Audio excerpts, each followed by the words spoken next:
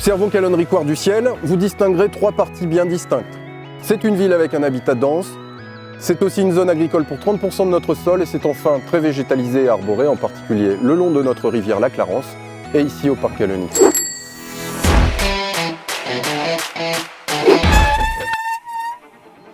Capitalisme ultralibéral comme socialisme autoritariste ont été expérimentés au siècle dernier. Les résultats obtenus sont les mêmes, les richesses ont été confisquées par une minorité cupide et nos ressources naturelles ont été exploitées parfois sans réel besoin et surtout sans penser au lendemain.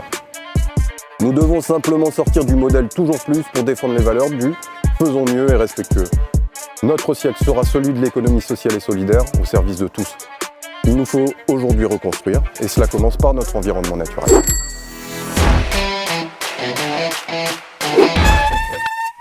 Ces espaces naturels sont d'abord pour les Callonnois un atout considérable pour vivre en bonne santé. Ces derniers mois nous ont rappelé que la liberté de mouvement est plus qu'appréciable et que grands espaces, nos chemins de balade et de randonnée nous autorisent à prendre de grands bols d'air. Ce confort de vie est un de nos meilleurs arguments pour attirer entrepreneurs, médecins et nouvelles familles. Nous venons de doubler la surface de Callonix. Ce sont donc 13 hectares de l'ancien quartier Kénéem qui sont aujourd'hui protégés et dédiés à la faune et à la flore.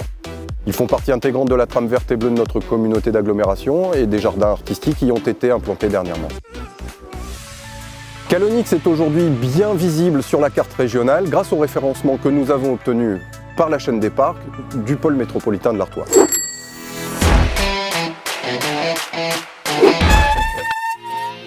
Eh bien, nous renforcerons notre verdissement qui participera à lutter contre les émissions de gaz à effet de serre. Je parle de la phase 2 du verger implanté aux volières, d'implantation de haies dans les pâtures du centre équestre, ou encore de la replantation d'arbres dans nos cités minières ou dans nos écoles. Nous poursuivrons notre politique d'aménagement de Callonix. Ainsi, le parking à proximité des parcours de pêche arc-en-ciel sera réorganisé pour mieux accueillir les visiteurs tout en protégeant les piétons. Je pense que notre ville peut se vivre sans forcément utiliser sa voiture intramuros. Les déplacements qu'on appelle doux aujourd'hui sont sûrement les plus adaptés, les moins onéreux, en tout cas les meilleurs pour notre santé et pour l'environnement.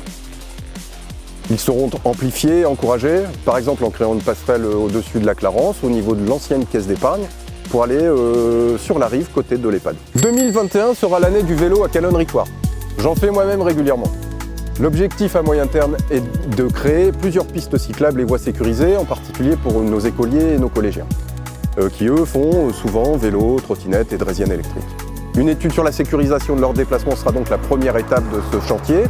De plus, 2 jeunes seront chargés dans le cadre d'une mission de service civique d'être les ambassadeurs de ces modes doux. Ils nous proposeront à nous tous, et selon notre âge, d'apprendre à rouler à vélo, à le réparer, et si vous êtes nombreux à l'adopter, nous pourrons même vous proposer une aide pour faire l'acquisition de celui de vos rêves. Enfin, nous renforcerons nos actions de préservation de la biodiversité. Nos 2 mares seront restaurées et le zéro phyto sera généralisé. Cela veut dire que nous n'utiliserons plus de produits chimiques pour traiter la végétation, même au cimetière. Il sera donc progressivement végétalisé et nous ferons des essais d'engazonnement. Ce lieu est important pour nous tous. C'est un espace de recueillement avec une symbolique forte où évidemment solennité et respect envers nos défunts doivent s'imposer. Il doit offrir un cadre paysager de qualité, propice à la sérénité et à l'apaisement. J'y serai vraiment attentif.